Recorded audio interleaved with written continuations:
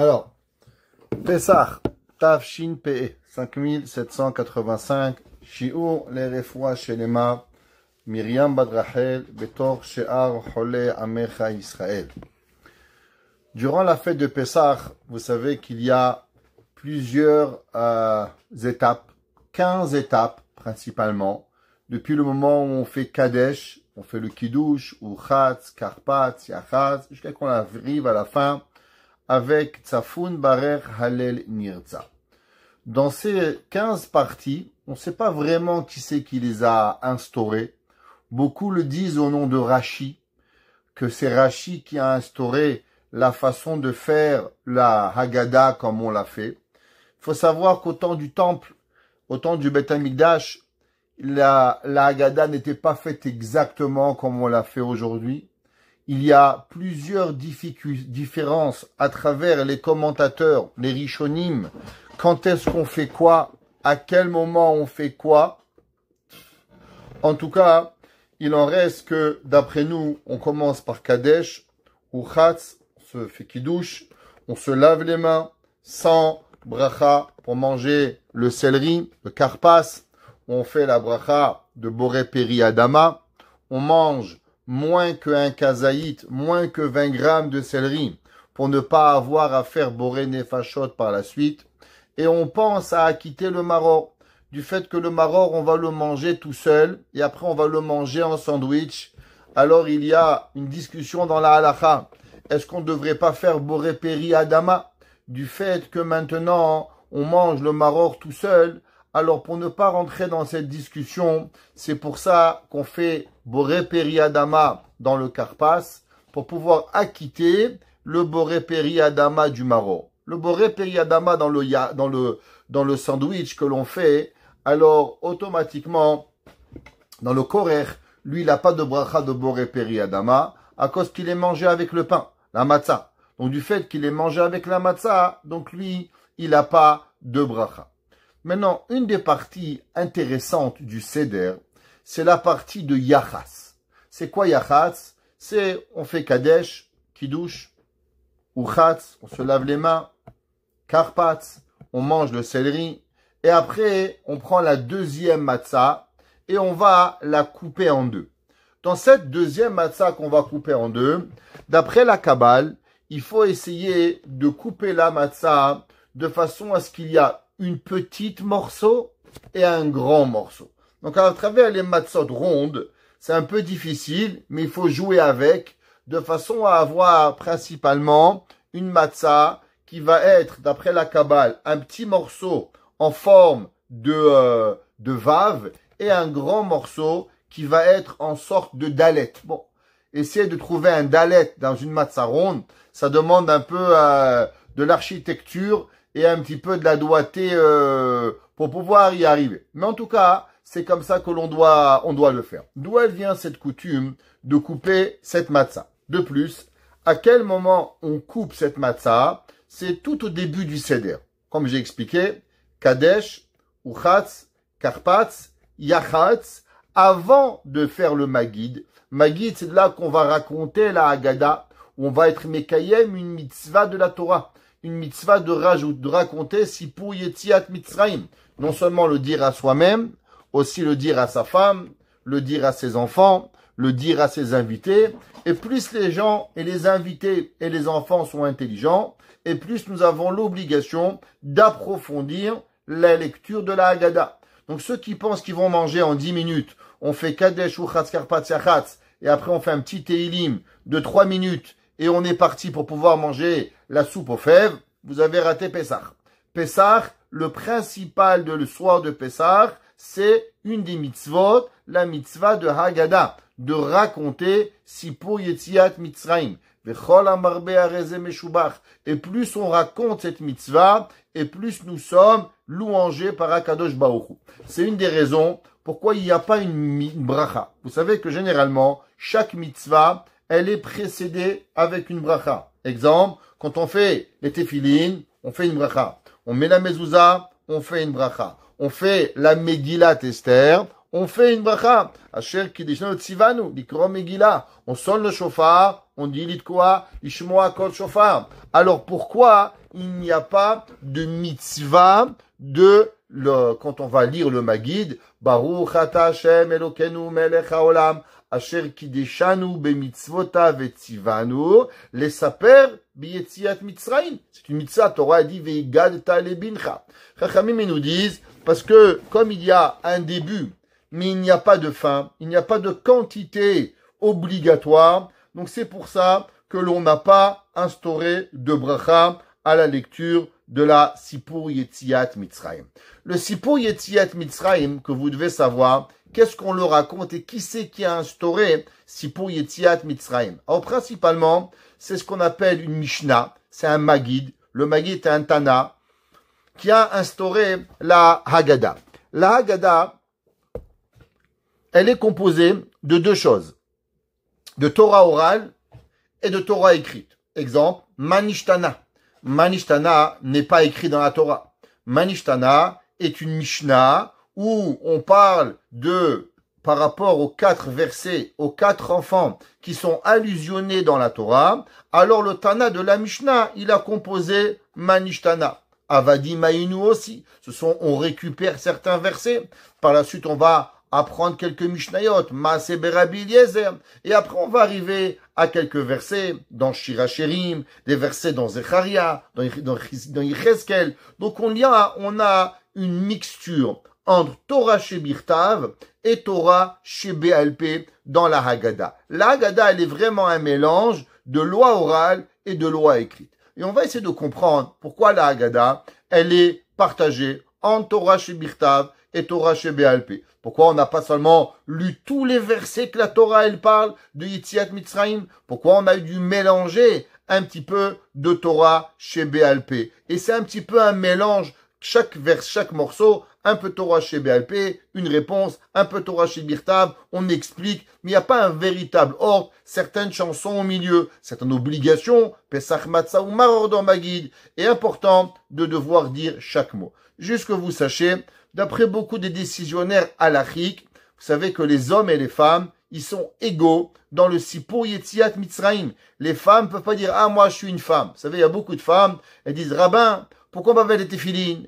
Pourquoi on va mettre des tailles de katane? Pourquoi on ne va pas faire ça ?» Et le soir de Pessah, « Ah, moi, je suis une femme, je ne vais pas accomplir. » Je comprends pas. Toute l'année, tu râles. Tu veux faire partie du minyan, tu veux aller à la synagogue, tu veux monter au Sefer Torah. Et une fois qu'on te donne l'équité au mitzvot, tu la veux pas. C'est comme Pes à Purim. À Purim, les hommes et les femmes sont égaux dans la Megillat Esther. Et pourtant, toutes les femmes, Monsieur le rabbin, je dois faire la Megillat Esther, mais je suis une femme. Je comprends pas. Vous râlez toute l'année avec le plaisir, avec mon grand désarroi, mais il faut savoir ce qu'on veut. On veut des mitzvot ou on les veut pas. Donc à Pessah, les femmes et les hommes sont égaux. Maintenant, non seulement ils sont égaux, chacun de nous doit dire la Haggadah en français, en anglais, en arabe, la langue que vous comprenez, vous devez dire la Haggadah pour pouvoir le faire. Et c'est pas suffisant d'écouter votre mari ou le monsieur qui est à la maison et vous êtes en train de tourner à la maison, de remuer les patates, de faire la soupe, d'être sur le fauteuil avec un magazine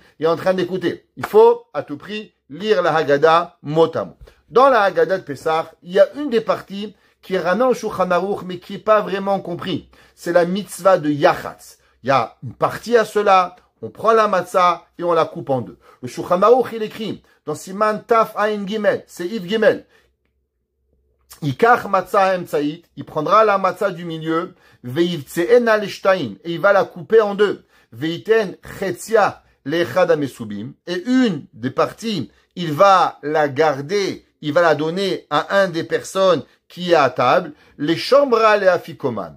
Tout de suite, dès qu'on commence le seder, on prend la matzah, on la coupe en deux, et là, une partie on va garder, et une partie tout de suite, on la garde pour la fikoman. Et la question qu'on va voir le Gaon de Vilna il demande, pourquoi on n'a même pas commencé le seder, on n'a pas commencé Maror, Magid, on n'a pas commencé Motzi Matzah, Maror, Korer, pourquoi maintenant, tout de suite, avant même de commencer la Haggadah, qu'est-ce qu'on fait? On prépare la fin de la Haggadah, qui est la fikoman. Venotni modatachat amapa. Vechetzia hasheni, et la deuxième partie, Yassim ben shnei hashlemot. Il va la mettre entre les deux morceaux entiers, Veyagbia keara, shieshba hamatzot. Et là, on lève la kara, l'assiette, et on va dire halachmania et manishna. Chez les Marocains, on commencera avec bibilouya. Chez les Tunisiens, on commencera avec etmol. Bon, les Tunisiens disent etmol, les Marocains bibilouya, et chacun avec ses coutumes, et on fait passer le plateau sur la tête des gens. Et on doit enlever le plateau, et on doit découvrir la matzah, et on dit alachmania. Après, on enlève le plateau du seder, et on va commencer le Magid. Le Magen Avraham. Le Magen Avraham, il se pose cette question. C'est quoi cette coutume? Pourquoi on commence à lire la Haggadah? Avant de tout, on doit couper cette matzah. C'est quoi la raison qu'on coupe cette matzah? Le Magen Avraham, dans Siman Taf Ayin Gimel, c'est Ifkatan Kaf. Il dit, vous savez, dans la Torah, c'est marqué, Shivat Yamim, 7 jours, Tochal Alav, tu vas manger matzot lechem oni. Alors, tu vas manger du pain, lechem oni. Que veut dire le mot oni? Alors, le mot oni, la Gemara, elle donne deux explications. Que veut dire lechem oni? Alors, dans le mot oni, on peut écrire le mot oni de deux façons. Ayin, vav, nun, yud, ou bien ayin, nun, yud. Quelle différence il y a si on rajoute le vav, ou bien on enlève le vav? Alors, si on met un vav, et on le lit oni, oni vient du mot la'anot, parler. Si on dit le mot oni sans vav, ça fait le mot ani, pauvre. Alors, quelle différence ça veut dire lechem ani, un pain de pauvre, ou lechem oni, un pain où on parle? La Gemara dit que la matzah, elle a deux principautés. La première, c'est un pain où on doit raconter sur elle. Quand est-ce qu'on commence à lire la Haggadah? Est-ce qu'on lit la Haggadah en après-midi? Non, on lit la Haggadah le soir. Au moment où matzot umrurim unachim lefanecha. Ça veut dire que pour dire la Haggadah, il faut pouvoir manger la matzah. C'est pour ça qu'on peut pas commencer à faire le Pessah, le Seder en après-midi. Pourquoi on doit attendre la nuit? À cause que du fait que la Haggadah ne peut être lue seulement au moment où on peut manger la matzah. Si on peut pas manger la matzah, alors automatiquement on ne peut pas lire la Haggadah. Ça, c'est ce qu'on appelle lechem oni. Maintenant aussi, il y a une autre explication qui s'appelle lechem ani, un pain de pauvre. La Gemara dit, c'est quoi un pain de pauvre? Elle vivait pas à Montréal à $68 la livre. Mais, ça, quand vous l'achetez, vous êtes vraiment pauvre après. Alors, lechem oni veut dire un pain de pauvre. La Gemara dit, c'est quoi un pain de pauvre? La Gemara dit que les pauvres, ils n'ont pas de quoi acheter un pain entier. Les pauvres, ils achètent un petit bout de pain. Donc, c'est pour ça que la matzah, avant qu'on commence à lire la Haggadah, on doit casser la matzah pour avoir seulement un petit bout, de façon à ce qu'on va lire la Haggadah sur un pain de pauvre. Lechem ani, pas lechem oni, pas un pain où on raconte, mais un lechem ani, un pain de pauvre qui va arriver. La Gemara a dit, ma ani darko beproussa, la même façon que le pauvre, il est habitué à un morceau, Afkan beproussa, alors aussi ici, la Haggadah, elle va se faire avec un morceau de matzah. Il y a une grande question. Le Maïmonide, il dit, à quel moment on doit couper la matzah? Le Rambam, dans les halachot chametz ou matzah, dans le Perek Chet halacha zayin, le Rambam il dit, puisqu'en vérité, le principal de la matzah, qu'on doit dire à l'achilat matzah, c'est seulement au moment où on la mange. Donc le Rambam, il a un autre ordre. Il dit Kadesh, Uchatz, Karpatz, il n'y a pas Yachatz, Magid, Rochza, et après, avant Motzi Matzah, Yachatz, et là Motzi Matzah. Le Rambam, il dit, en vérité, le but, c'est que tu manges une matzah de pain de pauvre. Alors pourquoi tu fais la Haggadah et tu vas couper la matzah avant même de venir et de couper la matzah? Le Rambam, il est de l'opinion que le yachatz, il se fait seulement à la fin. Là, avant la fin de manger. La question, elle est béhémet. Pourquoi nous, on fait pas comme le Rambam? Pourquoi on fait le yachatz juste au moment, avant même de commencer la Haggadah? Nous, notre coutume à nous, de tous les juifs, séfarades, ashkénazes, même les Marocains, les pauvres, non, même les Marocains et aussi les Tunisiens, ok, surtout les Tunisiens, notre coutume, Bon, ce soir, faut rigoler un petit peu. Vous avez l'air trop sévère, la vérité, vous m'avez angoissé. Alors, le tour, ouais, notre coutume, elle vient du tour du Rabbi Akoba à Tourim, et elle revient du Shulchan Aruch.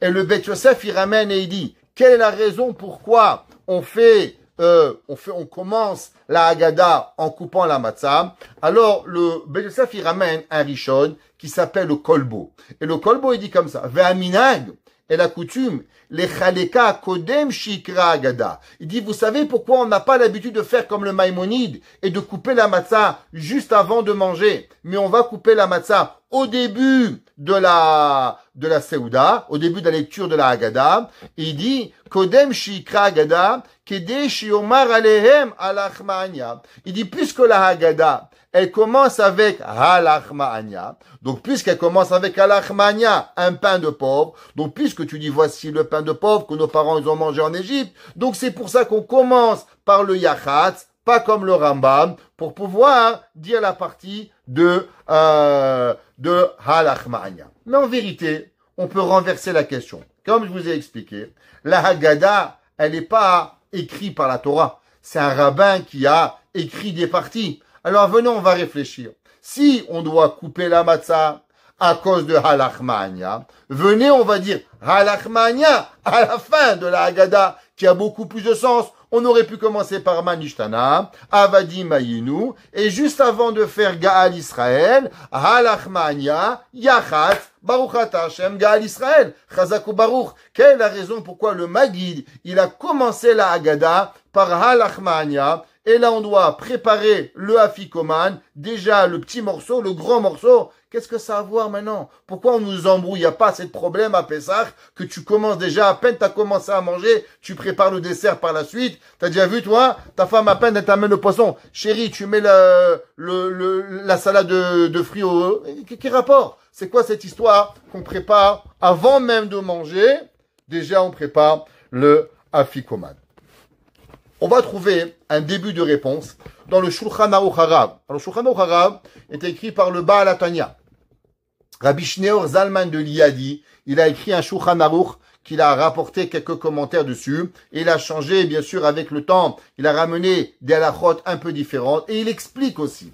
Et le Shulchan Aruch, dans Siman Taf Ayin Gimel, Siman Lamed Vav, il écrit la chose suivante. Et il dit, tu sais pourquoi on va commencer par la Halachma'anya, les fiches et tsarich lomar Haggadah à la matzah reouya la tzed baïde chovato. Parce que tu sais pourquoi on va couper la matzah au début? Parce que toute la Haggadah, elle doit être dite sur une matzah. Et quelle matzah? La matzah qui s'appelle le lechem oni, avec lequel, behemet, tu vas être mekayem, la mitzvah de matzah. Vedarshu chachamim. Et chachamim, ils ont dit, she'onim alav devarim arbe. Ça veut dire quoi, la matzah? La matzah, elle a deux interprétations. Pain de pauvre, comme j'ai expliqué, lechem ani et lechem oni. Umitor sheneemar lechem ani chaservav, darshu chachamim lechem ani. Madarko. Alors il dit le Shulchan Aruch Harav principalement que pourquoi on a coupé la matzah? Parce que la Haggadah, le Maguid, il doit être dite sur une pain de pauvre. Ça veut dire qu'on a une obligation que le pain qu'on va manger après, au milieu du repas, ce pain-là doit être présent au début de la Haggadah. Donc c'est pour ça qu'on a précédé le Yachatz à tout, de façon que toute la Haggadah, elle va se faire sur un lechem oni. C'est pour ça que, durant la Haggadah, je sais pas si vous savez, mais il y a beaucoup d'endroits où on couvre la matzah, on découvre la matzah. On couvre la matzah, on découvre la matzah. Pourquoi? Quand on lève le verre, on couvre la matzah. Quand on lève pas le verre, alors on découvre la matzah. Parce que toute la Haggadah, elle doit être dite sur la matzah, à part au moment où on prend le verre dans la main. Au moment où on prend le verre dans la main, pour pas vexer la matzah, alors on couvre la matzah et on lève le verre. Dès qu'on rabaisse le verre, de nouveau, on va ouvrir les matzot. La matzah, elle doit être découverte. Pourquoi? À cause, comme on a dit, lechem oni, un pain où on rappelle et on doit expliquer beaucoup de choses pour pouvoir y arriver. On va trouver quelque chose de très intéressant. On a demandé au début pourquoi cette Haggadah, elle est partagée entre Loa Oran et entre lois écrites.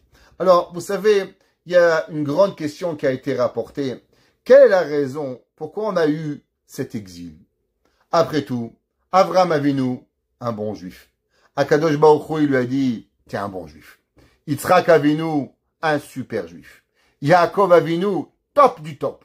Yaakov Avinu, il était quoi? Titen emet li Yaakov, chesed Avraham, les Shvatim, Avraham, Yitzhak, Yaakov, Reuven, Shimon, Lévi. Quelle était la raison pourquoi on a dû passer à travers cet exil? Alors le pasouk, en vérité, dans Sefer Devarim, et il dit, Vaitechem nakach Hashem. Et vous, Akadosh Baruch Hu, il a pris. Vayotzi etchem. Et il vous a sorti Mikur HaBarzel, qui vous a sorti le cour à Barzel. On voit ce que ça veut dire. C'est l'endroit où on purifie le fer. Mimitzraim, liot lo le'am. Pour être pour vous, pour être pour lui un peuple, nachala kayomaz. Et il dit Rashi, qu'est-ce que ça veut dire ça? Cour. C'est quoi ce cour à Barzel? Dit Rashi. Ou Keli. C'est un ustensile chez Mezakekim Boet Azav. Il dit Rashi, pour pouvoir purifier l'or, qu'est-ce qu'on fait? On prend l'or, on la met à ébullition, on la met à chauffer pour pouvoir nettoyer l'or et enlever toutes les impurifications de l'or et garder l'or à cette purification totale. Et il dit Rashi, c'est ça que le verset dit, Beotziacham et aham mimitzraim ta'avdun et Elohim et ta'arazé. Vous savez que Chachamim nous enseigne qu'au moment de la sortie d'Égypte, les anges, ils ont dit, Dieu, pourquoi tu vas sortir les Juifs? Les Juifs et les Égyptiens, ils sont égaux. Les deux, ils étaient, totalement Oveda Avodazara. Alors pourquoi sauver un plus que l'autre? Et il dit Rashi, Veshesha'anta. Et quand tu vas te demander, Mazechut Yeshle Israël, quelle est la raison que le peuple juif, il a eu pour sortir d'Égypte? Davar Gadol Yeshli, dit Rashi. Hachem, il répond à Moshe, il y a quelque chose de grand. Yeshli alotzazu, Share Atidin, Are Atidin lekabel Torah. Parce que le peuple juif, par la suite, il va venir à recevoir la Torah. Les sauve Gimel Chodashim Shiatsu Misraïm. Akadosh Baruch Hu, il dit à Moshe Rabbeinu, tu te demandes la question, pourquoi le peuple juif, il va sortir? Sache, parce que c'est vrai que maintenant, il est idolâtre, mais dans 3 mois, qu'est-ce qui va venir? Il va arriver que Moshe, le peuple juif, il va recevoir la Torah. Non, la Torah, c'est quoi? La Torah, elle est principalement Torah écrite et Torah orale. La Torah, elle peut pas être dissociée. La Torah écrite, la Torah orale. Exemple. Qu'est-ce que c'est la première partie de la Torah orale? Eh ben, c'est les voyelles. Vous savez que dans la Torah, le Sefer Torah n'a pas de voyelles. Pourquoi la Torah n'a pas de voyelles? Parce que les voyelles appartiennent à la Torah orale. Si un homme, il dirait, ben moi, je crois pas à la Torah orale. Tu crois pas à la Torah orale? Ok. Alors tu peux pas lire la Torah. Parce que tous les mots de la Torah, ils sont que des consonnes. Et les voyelles, c'est eux qui font partie de la Torah orale. Que Moshe a donné à Yoshua aux Ekenim, comment la lire? Donc la Torah orale, elle est une partie intégrale de la Torah. Et comment lire la Torah, elle fait partie elle-même de la Torah. Donc la Torah, quand on a reçu la Torah, qu'est-ce qu'on a reçu? On a reçu la Torah écrite et la Torah orale. Maintenant, venons on réfléchir 2 minutes. On a dit que par quel mérite on a reçu, on est sorti d'Égypte? On est sorti d'Égypte par rapport à ce que Akadosh Baruch Hu, il a dit, par le mérite que nous allions recevoir la Torah dans 3 mois au mois de Sivan, c'est pour ça que Akadosh Baruch Hu, il nous a sorti d'Égypte. C'est quoi le soir de Pessah? Le soir de Pessah, on va parler de la sortie d'Égypte. Alors on doit se mettre en position. Pourquoi on est sorti d'Égypte? À cause qu'on va recevoir la Torah. Quelle Torah? Torah écrite et Torah orale. Alors on revient maintenant. Vous savez, le Mégalé Amoukot, ceux qui ont suivi avec moi les photos de notre voyage en Pologne, je vous ai envoyé la photo du Mégalé Amoukot, ok, qui était le Rav de Cracovie, à l'époque du bar, en 1600 et quelques. Et là-bas, le Mégalé Amoukot, il dit, par exemple, prenons ce mot. La Torah, elle écrit le mot Ayin, Nud, Yud. Il peut être lu de 2 façons. Ou bien Lechem Ani, ou bien Lechem Oni. Alors, comment on le lit? Dit le Mégalé Amoukot, c'est ce qu'on appelle dans la Torah Kra ou Ktiv. Un, comment il est écrit, et un, comment il est lu. Alors, il dit le Mégalé Amukot que toute la façon comment la Torah elle est écrite, ça c'est le principe de Torah chez Birtav. Par exemple, Lechem Ani. Maintenant, toi, tu viens et tu dis Lechem Oni. Toi, tu dis c'est pas Ani, mais c'est Oni. Tu rajoutes dans ta tête un Vav. C'est pour faire le haut. Ça, c'est ce qu'on appelle Torah chez Béalpé. Ça veut dire que dans la Torah, il y a deux choses. Il y a un Kra et un Ktiv. La façon que la Torah, elle est écrite, ça c'est Torah chez Birtav. Viens chachamiser, attention. C'est pas Torah, c'est pas Lechem Ani, mais c'est Lechem Oni que tu dois lire. Et en vérité, il y a deux explications. Lechem Ani et Lechem Oni. Ça veut dire que les deux, elles ont un sens. Un par rapport à la Torah écrite et un par rapport à la Torah orale. C'est pour ça qu'au début de la Haggadah, puisque le but de la sortie d'Égypte, c'était de recevoir la Torah. Alors, pour qu'on fasse montrer que la Torah, en vérité, on a été sorti d'Égypte que grâce à la Torah. Et quelle Torah? Torah écrite et Torah orale. C'est pour ça qu'on accomplit les deux mitzvot. Quelle mitzvah? D'abord qu'on va dire toute la Haggadah sur la matzah. Et aussi, on va couper la matzah en deux pour accomplir le principe de Lechem Ani. Avec ça, on fait allusion à Kadosh Baruch Hu. Que quelle est la raison pourquoi on est sorti d'Égypte? À cause qu'on a pris sur nous Torah écrite et Torah orale. Et où est-ce que tu vois la Torah orale? À cause que tu dis Lechem She'oni Malavarbe ou bien Lechem Ani. Avec cela, on arrive à accomplir ces deux mitzvot. Un de nos grands maîtres, le rabbi de Ropshitz, qui a écrit plusieurs sfarim, entre autres le Zera Kodesh. Il explique, il dit la chose suivante. Quelle mitzvah nous coupons? Alors, généralement, on coupe la mitzvah, la matzah du milieu. Pourquoi on coupe la matzah du milieu? Il y a plusieurs explications. La réponse halachique, elle est du fait que l'on doit pas voir la matzah. Au moment où on va faire la bracha de Hamotzi Lechem Min Haaretz, alors on va avoir la matzah du haut, la matzah du bas et la matzah du milieu qui va être coupée. On ne doit pas la voir. Au moment où on fait la bracha de Hamotzi, il faut avoir deux morceaux entiers. Donc on dit Baruch Ata Hashem Elokeinu Melech Haolam Hamotzi Lechem Min Haaretz. Donc on a deux matzahs entières et la matzah qui est cassée, elle est invisible. Après on fait tomber la matzah du bas et on prend que la matzah du haut et la matzah du milieu, et on fait la bracha de quoi? La bracha de alachilat matzah. Donc, la raison halachique, pourquoi on a coupé la matzah du milieu, c'est pour qu'au moment de la bracha de Hamotzi, on la voit pas. Parce que si on avait coupé la matzah du haut, alors tu aurais vu la matzah du haut qui est coupée, alors ça aurait été pas beau de faire la bracha de Hamotzi Lechem Min Haaretz sur une demi-matzah.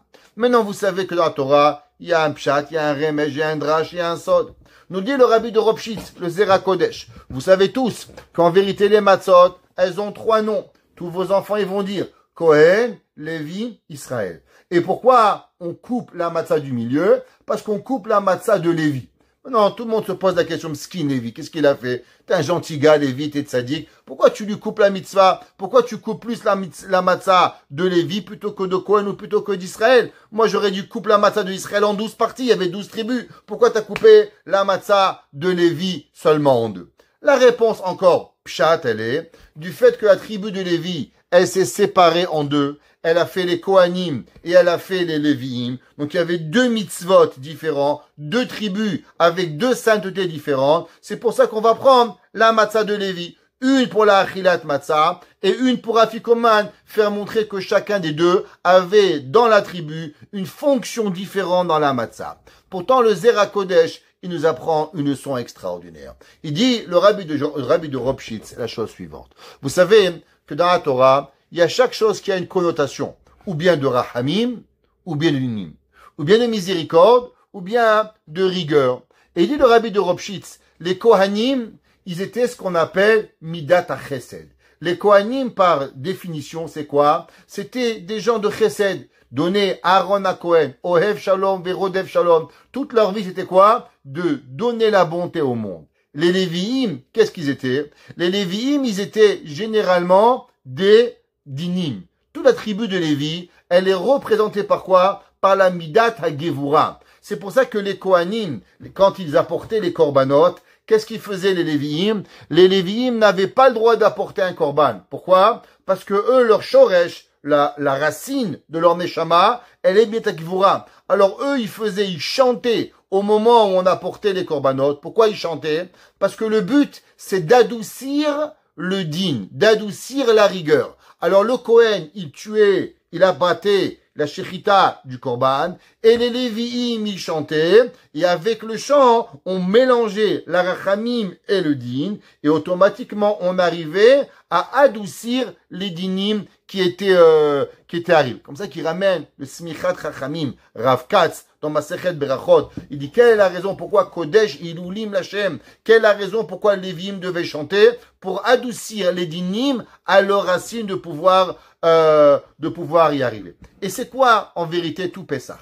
Pessah, c'est que le peuple juif n'était pas méritant, en vérité, et il a fallu adoucir les rigueurs pour laisser le peuple juif sortir. Alors, vous vous rappelez, on avait déjà parlé souvent d'un principe qui s'appelle Poel Dimioni, de faire une action imaginaire pour pouvoir que Akadosh Baruch Hu la répète. Dit le rabbi de Ropshitz, quand on casse la deuxième matzah représente quoi? Représente le din. Et du fait qu'elle représente le din, on la casse en deux, alors en vérité, on va casser les rigueurs envers nous pour pouvoir y arriver. Et c'est pareil, vous allez voir que c'est marqué dans le Zekenim Baalei Atosfot. Les Zekenim Baalei Atosfot, ils disent, quelle est la raison qu'on a 3 matzot à Pessah? Il dit les 3 matzot représentent Avraham, Yitzhak et Yaakov.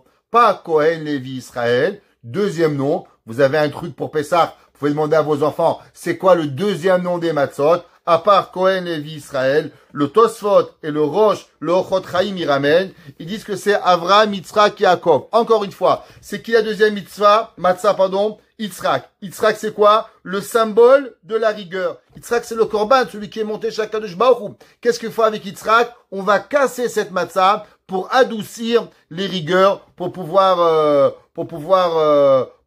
y arriver. Maintenant, quel est ce concept-là d'adoucir ces rigueurs et comment on arrive? C'est quoi? On coupe une matzah en deux, on adoucit des rigueurs. Alors, on va voir dans le Magen Avraham. Le Magen Avraham, il ramène dans le Siman Sifkatan Kaf Aleph, il dit la chose suivante. Il dit au nom du Maharil, le Maharil c'est un Rishon, et il dit au nom du Maharil la chose suivante. Que chez Porsim et Matzah, au moment où on va casser la matzah, Yaniach et Aprousa Ktana Yoter Betoch HaKehara. Il dit, vous savez, on va, comme on a dit au début, il faut prendre la matzah la deuxième matzah et la couper. Faire un grand morceau et faire un petit morceau. Pas égal. Le Shulchan Aruch, il n'a pas ramené cela d'avoir un grand et un petit. Le Shulchan Aruch a dit, tu coupes la matzah. C'est tout. Le Magen Avraham, il vient dire, attention, pas en deux, faut 1/3, 2/3. 1/3, tu gardes, 2/3, tu vas enlever. Veta prousak de là, yoter yatmin la afikoman. Et il dit, vechen ou minag al pi Arizal. Et il dit, comme ça, Behemet, le minag est d'après le Arizal, que on va prendre la matzah et on va la couper en deux, un grand morceau et un petit morceau. Maintenant, c'est quoi ce principe de couper la matzah? Il y a un de nos grands maîtres, qui s'appelle le Imre Yotzef, s'appelait Rav Tzvi Hirsch de Zedichov. C'était une grande chassidoute et qui était contemporain du rabbi de Ropshitz, 3e génération des rabbis chassidiques. Et lui, il ramène un verset. Il ramène un verset dans Tehillim, chapitre 65, pasuk Yud. Sameche, Yud, vous vérifierez là-bas. Le pasuk, il dit comme ça. Peleg Elokim Malemaim. Alors, que veut dire le mot Peleg? Peleg, généralement, il veut dire moitié, ou bien il veut dire discorde. Par exemple, Dor Hapalaga, la génération où il y avait de la discorde. Alors, on essaie de comprendre c'est quoi ce Tehillim, que David Amelech, il dit, Peleg Elokim, la moitié de Dieu, Malerachamim. Alors, le rabbi de Zedichov, il dit, vous savez, le nom Elokim, si on enlève le kouf, on le lit comme il est, quelle est la valeur numérique du verset du mot Elokim? La valeur numérique du nom Elokim, elle est 86. Maintenant, ce soir, vous allez travailler un peu les mathématiques. Top. Alors maintenant, qu'est-ce qui se passe quand vous partagez la moitié du nom de Dieu? Donc 86 divisé par 2, ça vous donne quoi? Ça vous donne 43. Ok? 86 divisé par 2, on est d'accord? 80 divisé par 2, 40. 6 divisé par 2, 3. 40 plus 3, 43. Chazak Ubaor. Alors maintenant, venons relire le verset. Peleg Elohim. Traduction, la moitié de Elohim. Donc ça veut dire la moitié de Elohim, c'est combien? 43. Malemaïm, remplir d'eau. Qu'est-ce que ça veut dire? Nous dit le rabbi de Zedichov. Qu'est-ce que c'est 43? 43, c'est en vérité Tov Hashem. C'est la valeur numérique de Tov, bonté, Havaya Akadosh Baruch Hu. Yud Ke Vav Ke, c'est Havaya, 26. Et la valeur numérique de Tov, c'est 17. Donc il dit 17 et 26, valeur numérique combien? 43. Et il dit, quand est-ce qu'il arrive dans le monde que Akadosh Baruch Hu, il va remplir le monde d'eau? Qu'est-ce que c'est l'eau? L'eau, dans la Kabbale, elle définit la bonté. L'eau, l'homme, il est fait d'eau. La pluie, c'est la Rahamim. La pluie, c'est ce qu'on boit. L'eau, c'est la Torah. L'eau, elle est définie par quoi? Par la bonté d'Akadosh Baruch Hu. Dit le rabbi de Zedichov, comment il le verset?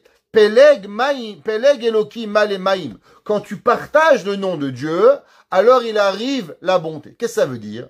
Ça veut dire quand l'homme, il y a la gvoura, il y a la rigueur. Quand l'homme, il arrive à casser la rigueur et à séparer la rigueur en deux, alors il lui vient la bracha qui vient d'Akadosh Baruch Hu. Quelle bracha il lui vient? Tov Hashem, la bonté d'Akadosh Baruch Hu. La bonté de Dieu, elle revient quand quoi? Quand la personne, elle revient et elle arrive à pouvoir descendre. Maintenant, on commence à comprendre. Qu'est-ce qu'on fait avec la matzah? La deuxième matzah, elle représente la gvoura. Elle représente la rigueur. Quand nous, on casse la matzah, qu'est-ce qu'on fait? On fait ce qu'on appelle une action imaginaire, qu'on va séparer et on va casser la rigueur. Et quand on casse la rigueur en deux, qu'est-ce que nous avons? Alors nous avons Malé Maïm. Nous avons Tov Hashem, Akadosh Baruch Hu, il ramène la bonté dans le monde. On va trouver dans le Teilim 85. Alors, on a dit, c'est quoi la moitié du nom d'Hachem? Elohim, 43. Prenez le Teilim 85. Prenez Teilim 85, verset 13. David Amelech, il écrit comme ça. Gam Hashem, aussi Dieu, Yiten Hatov, il va donner la bonté, Ve'artsenu, et notre terre, Titen Yevula, elle va donner ses fruits. Qu'est-ce que ça veut dire ce mot? Gam Hashem, aussi Dieu. Pourquoi? Il y a quelqu'un d'autre qui donne à la bonté. Qu'est-ce que David Amelech dit? Gam Hashem, aussi Hashem. Moi, dans mon dictionnaire, il y a qu'un seul qui donne la bonté. C'est Akadosh Baruch Hu. Alors pourquoi David Amelech, il écrit Gam Hashem, Yiten, Hatov ve'artzenu Titen Yevula? Il dit le rabbi d'Atzvi de Rosela, qui était le gendre du rabbi de Zedichov qu'on vient de dire. Il dit en vérité, regardez. C'est quoi Gam? Gam, c'est la valeur numérique 43. C'est quoi 43? 43, c'est la moitié du nom d'Hachem, 86 Elohim. Alors il dit comme ça. Gam, quand tu as coupé le nom d'Akadosh Baruch Hu en deux, Elohim en deux, donc tu as cassé la rigueur, qu'est-ce qui te vient? Gam. Gam représente la demi du nom d'Elohim. Gam Hashem. Alors à ce moment-là, Kadosh Baruch Hu, qu'est-ce qui va arriver? Yiten Hatov. Alors Hashem et Tov. On a maintenant Hashem et Tov, 17 et 26, exactement 23, 43. Ve'artzenu yiten yevula. Et ça que Kadosh Baruch Hu, il va venir donner la bonté. Il est écrit dans le Vaikra Rabbah, au nom de Rabbi Yoshua ben Levi. Rabbi Yoshua ben Levi, il dit, qu'est-ce que fait une prière? C'est quoi la prière dans la vie d'un homme? Il dit, le Midrash Rabbah, Tefila ose merza. La prière, elle fait la moitié. Qu'est-ce que ça veut dire ce concept? Dit le Midrash, que dans Vaikra Rabbah, Yud et Perek, Yud, chapitre 10, apostrophe 5, dans le Midrash Rabbah. Il dit, la tefila, elle fait la moitié. Qu'est-ce que ça veut dire? La tefila, elle fait la moitié. Que à travers la prière de l'homme, alors l'homme, il arrive à couper la rigueur en deux, et pour pouvoir recevoir quoi? Tov Hashem. Ça veut dire que l'homme, qu'est-ce qu'il fait avec sa prière? Quand Dieu préserve un homme, il lui arrive des rigueurs. Parce qu'en ce moment, c'est la saison. On a pris plein de claques. chacun de son côté, baf à gauche, paf à droite. Et l'homme, il vient, il a des rigueurs sur lui. Qu'est-ce qu'il fait? Il prie Hachem. Et qu'est-ce qu'il fait quand il prie Hachem? Alors, Akadosh Baruch Hu, il casse la rigueur en deux, et là, il obtient quoi? Tov Hachem, la bonté de Akadosh Baruch Hu. Maintenant, vous savez, il y a un verset qui parle des remerciements de Dieu dans Tehillim. C'est quoi le chapitre qui parle des remerciements d'Hachem? Mizmor le Toda. C'est quoi Mizmor le Toda? Chapitre 100. Ça parle des remerciements d'Akadosh Baruch Hu. Et là, vous allez compter les mots. Combien il y a de mots dans le Mizmor le Toda? Comptez-les, je les ai comptés. Il y a exactement 43 mots. Pourquoi 43 mots? Par rapport à la moitié de la rigueur. L'homme, il a une claque. Quand est-ce qu'il dit merci? Quand les claques, elles partent. Alors, qu'est-ce qu'il dit David Ameller? 43 mots pour remercier Akadosh Baruch Hu, parce que c'est à ce moment-là que la rigueur, elle part. Et c'est pour ça que David Ameller, il emploie deux mots. Ki Hashem ou Elohim. Car Dieu, Hashem, Rachamim, ou Elohim, il est la rigueur. Et là, on comprend pas ce que David Ameller, il écrit. Ki Hashem ou Elohim. Comment Hashem, qui est Rachamim, ou Elohim, il peut être rigueur? Oui, parce que si tu sais utiliser la rigueur, et tu sais casser la rigueur en deux, alors la rigueur, elle devient comment? Hachem, qui tov Hachem. David Ameller, il écrit, qui Hachem. Parce qu'en vérité, tu sais d'où elle provient, la bonté d'Akadosh Baruch Hu, ou Elohim. Elle provient de Akadosh Baruch Hu, qu'on a adouci les rigueurs de Akadosh Baruch Hu pour pouvoir y arriver. Et c'est pour ça qu'on dit, qui tov Hachem, leolam chasdo, Akadosh Baruch Hu, il est avec nous. Vous savez, la Gemara, dans Masechet Menachot. La Gemara dans Masechet Menachot, là-bas, elle parle dans le temple, du jour du Beth Amikdash, le Kohen Gadol, il devait asperger du sang. Dans le Kodesh, sur le Misbéach, dans le Saint des Saints. Combien de fois en tout, le Kohen devait asperger du sang? Tout en tout et en pour tout. Combien de fois le Kohen devait avoir ce travail d'aspersion de sang?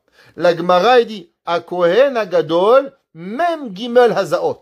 La Gemara dans Mezachot, elle dit, tu sais combien de fois le Kohen Gadol devait asperger avec son doigt du sang? 43 fois. Intéressant. Pourquoi 43 fois? Pourquoi pas 46 fois? Pourquoi pas 26 fois? Nous dit Rashi, vous savez pourquoi? 43 fois, parce que 43, c'est la moitié de 86. On a dit que quoi? Que toute la rigueur, c'est 86. Qu'est-ce que c'est le travail du Kohen Gadol? Le travail du Kohen Gadol, c'est d'adoucir les rigueurs d'Akadosh Baruch Hu. C'est pour ça que le Kohen Gadol, à travers le sang de la vache, à travers le sang du Seir Hatat qu'il a porté en tout et pour tout sur le Misbéach, dans le Kodesh, Vekahayamone, Ahad Ve'achad, Achat Ushtaim, Achad Ve'shalosh, et tout ce Seder Avoda était en tout combien? 43. Pourquoi 43? Par rapport à l'adoucissement des rigueurs que le Kohen Gadol, il arrivait à pouvoir faire le jour de Yom Kippour. Et c'est pour ça que le Pasuk il dit, Peleg Elokim Malemaim. Quand l'homme il sait couper la rigueur de Dieu, alors Malemaim, elle va se remplir de bonté, de monter le monde. Un de nos grands maîtres, il a rapporté dans le Sefer Kol Aryeh au nom du Baal Shem Tov. Le Baal Shem Tov, il écrit dans le début de son Sefer, on va finir la Haggadah avec ça, au moment du Hallel, Odou Lashem Kitov, Ki le Olam Chasdo. On dit dans Tehillim 136.1, Bet Hashem, on est bientôt à arriver. Hier, j'ai pensé, rien que dans Tehillim, on est à peu près à 150 cours. Je dis, waouh, c'est presque 3 ans de Tehillim. J'ai pas vu le temps passer, on dirait que ça a commencé hier. Pratiquement 3 ans de shiur de Tehillim. Ishtabar Shem Olahad. J'ai pas vu le temps passer, on a commencé depuis le Covid. Il en reste. David Amelech, il écrit, Odou Lashem Kitov Ki le Olam Chasdo. Il écrit le Baal HaToldot. Rabbeinu Yaakov Yosef de Paul Noah, où j'ai le mérite de pèleriner il y a longtemps de cela. Il dit, qu'est-ce que ça veut dire que c'est Odou Lashem Kitov Ki le Olam Chasdo? Il dit, sachez, je vais vous dire les mots. Machénire Kedin Gamour, tout celui qui a l'impression qu'il lui arrive quelque chose qui est énormément de rigueur et qui n'a que de la rigueur, Tamunbo Chesed Gadol. En vérité, il est caché dans lui une grande bonté. Ouais. Et il dit que si la personne, elle a cette émouna, que toute personne qui a une rigueur, il lui arrive un problème de santé, Dieu préserve. Il lui arrive un problème d'éducation. Il lui arrive un problème de shalom bayit, de parnassa. Dieu préserve que vous avez jamais de problème, que de la bonté. Mais si Barminan il vous arrive, il dit-le, au nom du Baal Shem Tov, que celui qui comprend qu'en vérité, celui qui arrive à cela, alors il y a un secret, il y a de la bonté, automatiquement, Odou Lachem Kitov, qu'il est Olam Chazdo. À ce moment-là, celui qui a la Emouna, Akadosh Baruch Hu, il va casser la rigueur et il va venir lui apporter de la bonté. C'était qui, dans le Talmud, qu'on connaissait un homme qui avait que des problèmes et à chaque fois il est réglé. Comment il s'appelait? Nahum Ish Gamzu. Comment il s'appelait? Gam. C'est quoi Gam? 43. Pourquoi 43? Parce que du fait que Rabbi Nahum, quand il lui arrivait un problème, il n'y a pas de problème. Tout le problème, c'est toi qui le vois. Lui, Rabbi Nahum Ish Gamzu, qu'est-ce qu'il disait? Si l'homme, il arrive à voir qu'en vérité, derrière, qu'est-ce qu'il y a? Il y a de la bonté. Alors, il arrivait toujours à renverser la vapeur de la rigueur à la bonté. C'est pour ça comment il s'appelait Nahum Ish Gam. Gam, valeur numérique. 43, la moitié du nom Elohim. À quoi la rigueur, elle arrive dans le monde. Et c'est pour ça que, qu'est-ce qu'il dit le pasuk? Hodou Lachem, Kitov, Kile Olam Chazdo. Alors, qu'est-ce que c'est? Hodou Lachem. Remercie Hachem. Hachem, c'est combien? 26. Qui? 26. Tov, 17. 26 et 17, combien? 43. Hodou Lachem, qui Tov. Parce que quand l'homme, il a 26 et 17, donc il a enlevé la rigueur, et maintenant, qu'est-ce qui vient? Chazdo. Elle lui vient la bonté de Akadosh Baruch Hu, qui lui provient sur cela. Maintenant, comment on arrive à cela? Qu'est-ce que ça veut dire? On est en train d'expliquer comment l'homme, il arrive à adoucir les rigueurs. La réponse, elle est Emouna. Emouna, quand l'homme, il arrive à adoucir les rigueurs, alors automatiquement, c'est à ce moment-là qu'il arrive, Behemet, à pouvoir adoucir les rigueurs d'Akadosh Baruch Hu. La rigueur, elle ne vient quand l'homme, il oublie Hachem. Mais quand l'homme, il arrive à avoir la Emouna totale en Akadosh Baruch Hu, alors la rigueur, elle part. Ce qu'a dit le Baal Shem Tov. En vérité, la difficulté, c'est quoi? La difficulté de l'homme, c'est notre croyance en Dieu. Combien on croit en Dieu? Combien on a des rigueurs? Plus l'homme, il croit à Kadosh Baruch Hu, et plus l'homme, il lui enlève toutes les rigueurs qu'il peut pouvoir aider. Et c'est pour ça que Nahum Ish Gamzu, Nahum Ish Gamzu Letova, ça aussi, si l'homme, il voit la Emouna, au moment du din, il dit, t'inquiète pas, ça va aller bien. Ça veut dire quoi? Qu'il amène la Emouna dans la difficulté. Alors, qu'est-ce qui lui arrive? Gam, il amène le 43 dans le 86. Alors, le Tova, Akadosh Baruch Hu, il lui enlève. Maintenant, vous savez que les Béné Israël devaient rester combien de temps en Égypte? Alors, si vous regarderez dans la Parashat Bo, pas 210 ans, pas 400 ans, mais à la fin, c'est marqué Vahim ou Mosha Béné Israël. Et l'installation des Béné Israël, Asher Yashvu Bemitzraim, qui sont installés en Israël, en Égypte, pardon, Shloshim Shana Verba Meot Shana. 430 ans. 430 ans. Maintenant, tout le monde se pose la question. On a eu la taxe de Monsieur Trump. Pourquoi? Parce que quand Kadosh Baruch Hu, il a puni Abraham, il lui a seulement dit 400 ans. D'où il est venu les 430 ans? Ouais, comment on arrive à 430 ans? Ça va, Monsieur Trump, il a inventé la taxe. Mais pourquoi on a reçu 430 ans? Quelle est la raison pourquoi la Torah nous dit que le peuple juif, en vérité, il devait rester 430 ans en Égypte? 400 ans, on connaît. 210 ans, on connaît. Mais d'où on est arrivé avec le chiffre des 430 ans? Nous, là, on a besoin du Harizal. Parce que c'est une très, très grande question. Beaucoup, Rashi, le Ramban, tout le monde se pose la question. D'où proviennent ces 30 ans en plus? La Torah, elle dit que le peuple juif est sorti après 430 ans. D'où ils proviennent ces 430 ans? Et alors, d'où provient les 210 ans? C'est quoi ces 210 ans qu'on est arrivé en Égypte. Il dit le Harizal, il faut savoir qu'en vérité, le peuple juif aurait dû rester 430 ans. Pourquoi 430 ans? Parce que dans les forces de rigueur, combien de forces de rigueur il y a? Il y a 5 forces de rigueur par rapport aux 5 doigts de la main. Vous savez qu'il y a 5 chassadim par rapport aux 5 doigts de la main droite et il y a 5 rigueurs par rapport aux 5 doigts de la main gauche. J'espère que vous avez 5 et pas 6. Ok? Alors, ce serait bon pour le piano alors. Alors, les 5 rigueurs pour pouvoir y arriver. Maintenant, faites un petit calcul. 5 fois 86, ça vous donne combien? 430. Alors, dit le Harizal que, en vérité, le peuple juif aurait dû rester combien d'années? 430 ans en Égypte. Pourquoi 430 ans en Égypte? À cause que les rigueurs qui étaient contre le peuple juif étaient tellement fortes qu'on aurait dû rester 430 ans. Donc, les rigueurs auraient dû rester 430 ans. Maintenant, qu'est-ce que le peuple juif il a fait en Israël, en Égypte? Il a prié.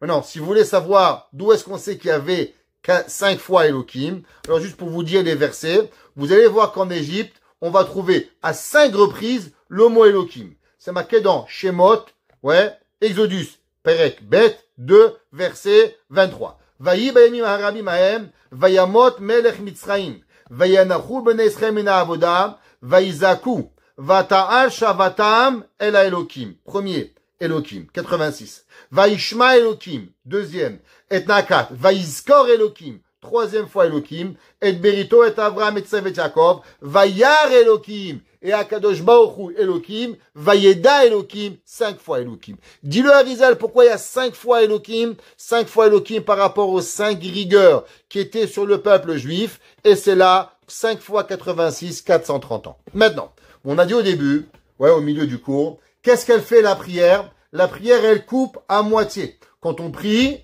alors de 90, on arrive à 43. Maintenant, vous savez que l'exil d'Égypte nous dit le Pirkei des Rabbi Eliezer, ramé au nom du Pirkei des Rabbi Eliezer, dans le Perek Memchet. Il dit le Pirkei des Rabbi Eliezer que 210 ans sont seulement depuis la rentrée de Yaakov Avinu en Égypte. Mais en vérité, à partir de quand elle a commencé l'endurcissement de Paro et que Paro il a commencé à prendre un pouvoir sur le peuple, 5 ans avant. Ça fait combien? 210 plus 5, un petit cadeau, 215. 215 multiplié par 2, 430 ans. Il dit, le Harizal, vous voulez savoir pourquoi 430 ans? Parce que 5 fois 86 c'est égal à 430 ans. Maintenant, le peuple juif, il a prié. Quand le peuple juif, il prie, qu'est-ce qu'il fait? Eh ben, il coupe à moitié. Peleg Elohim, Malé, Maïm. Tu coupes le Elohim. Donc, on coupe chaque Elohim en 2. Ce qui nous donne combien? 43, 43, 43, 43, 43. 5 fois 43, 215 ans. On arrive en Égypte. Seulement 215 ans d'exil. Et comment on arrive? Avec le jour et la nuit, Akadosh Baruch Hu, il a compté le jour et la nuit. Pourquoi? À cause, grâce à la prière du peuple juif, Peleg Elohim, qu'on a partagé le nom de Dieu en 2, de 86 à 43, Mal et Maïm, alors on est arrivé. Maintenant, si c'est comme ça, alors on va comprendre quelque chose. Le nom de Dieu, comment il s'écrit? Yud, Ke, Vav, Ke. Comment c'est 10, 5, 6, 5.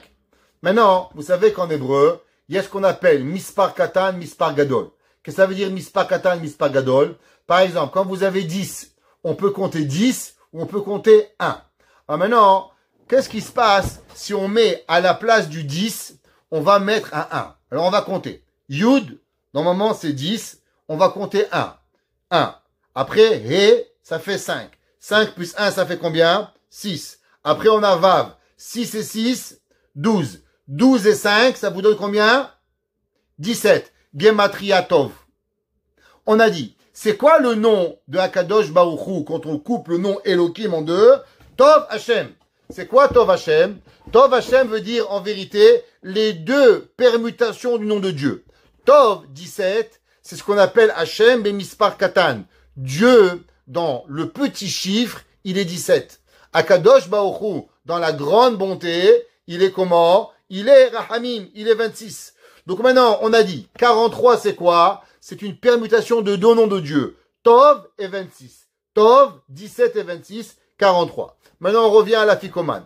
On a commencé à travers le yachatz. C'est quoi le yachatz? On sépare la matzah en deux. On a dit qu'on a deux morceaux. Un grand morceau et un petit morceau. C'est quoi le petit morceau? Le petit morceau, il représente en vérité le Shem Havaya caché, qui est en petits chiffres. C'est pour ça que lui, il est par rapport au Tov. Alors lui, on le met dans la matzah. Sur lui, au moment où on a été en Égypte, on comprenait pas vraiment que Akadosh Baruch Hu était avec nous. Alors qu'est-ce qu'on fait? On mange le Tov. À l'inverse, le grand morceau qui représente Akadosh Baruch Hu dans sa grandeur, alors lui, on va le manger où? Dans la ficomane. Au moment où on est sorti d'Égypte, au moment où on a vu Akadosh Baruch Hu, là-bas on peut dire Hodou Lashem Kitov, qu'il est Olam Chazo. C'est pour ça que l'on peut prendre avec nous. C'est pour ça qu'au début de la Haggadah, qu'est-ce qu'on fait? Au tout début de la Haggadah, avant qu'on fasse rien du tout, on commence et on partage la matzah en deux. On dit attention.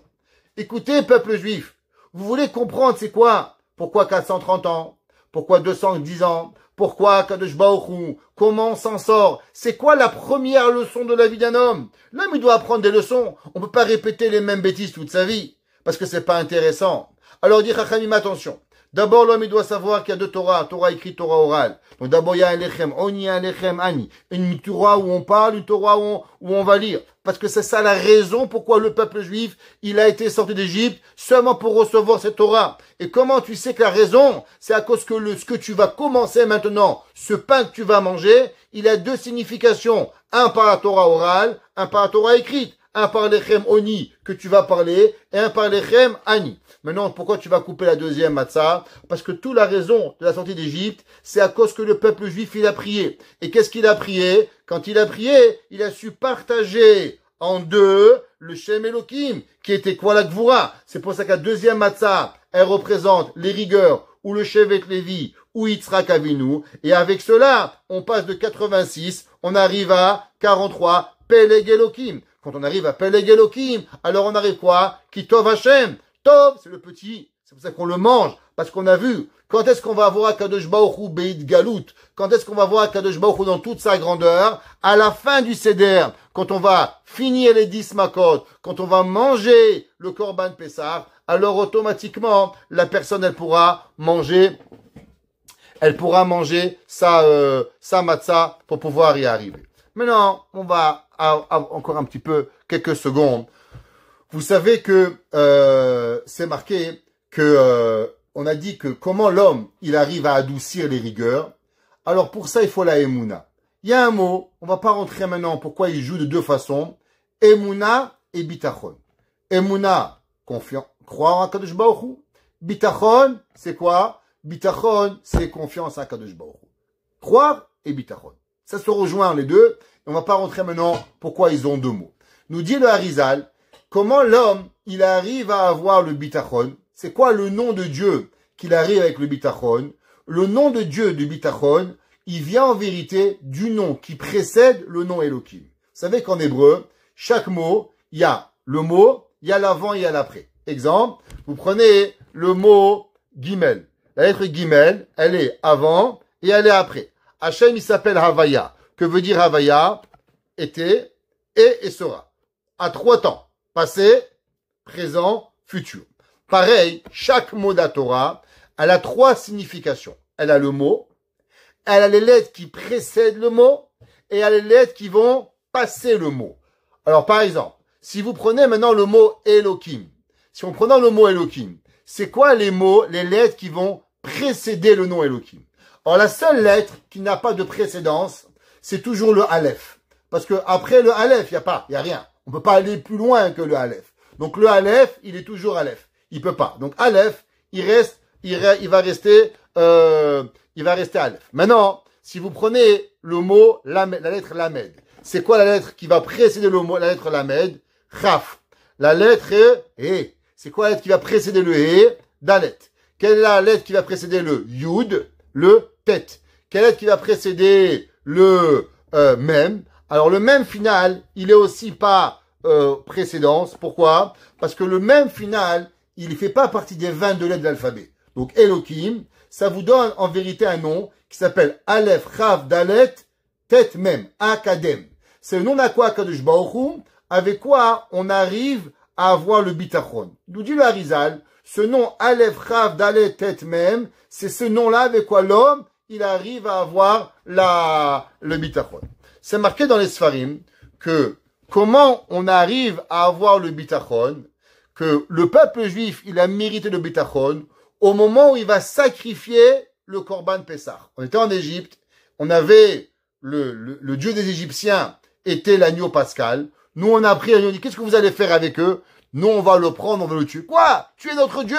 Oui. On a pris leur agneau avec toute notre confiance, on n'a pas eu peur, on a tué. Ça veut dire, qu'est-ce qu'on a fait? On a fait preuve de Emouna et de bitachon total envers Akadosh Baruch Hu pour pouvoir y arriver. Ça veut dire que le principe de Veshachatu et Apasach, on a tué le Korban Pessah, et à travers le sacrifice du Korban Pessah, alors automatiquement, on est arrivé à faire ce Shem Akadem de Akadosh Baruch Hu pour pouvoir y arriver.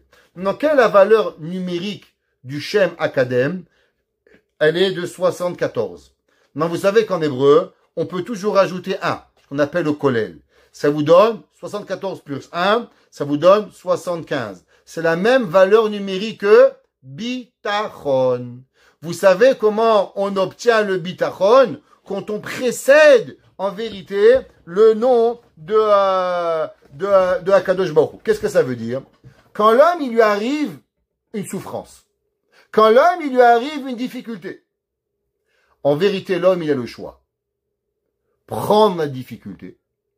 Souffrir avec la difficulté. Ou bien avant de souffrir, il va précéder la difficulté. Qu'est-ce qu'il va faire? Il va dire, Akadosh Baruch Hu, il n'en voit rien de mal. En vérité, il y a quelque chose de beaucoup plus profond. Ça veut dire que si l'homme, avant de souffrir, il met dans sa tête, quoi, une précédence à la rigueur, alors maintenant, qu'est-ce qu'il obtient? Il obtient le bitachon. Quand il obtient le bitachon, qu'est-ce qu'il a? Alors il va venir et il va prendre sur lui le Shem Akadem. Quand il va prendre le Shem Akadem, alors automatiquement il va être capable de quoi? De Veshachatu et Pesach.